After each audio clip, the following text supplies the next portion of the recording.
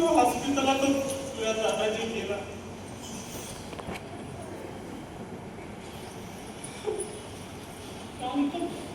बिरजूची त्याच्या जीवावर सर्वांचं पोट कसं भागणार मला. मला बी कामाला जावंच लागणार. अरे बिरजूला बेकार बांधून राहिलो का म्हणायचो. अरे माझं तर काम करू शिकत ना. परिवारातील सर्वांच्या पोटाने बघून गप मार खाली करून कामाला लागलो.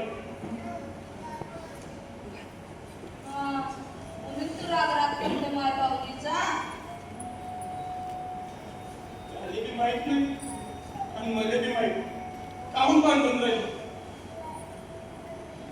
तुला समजून तू सांगतो मला.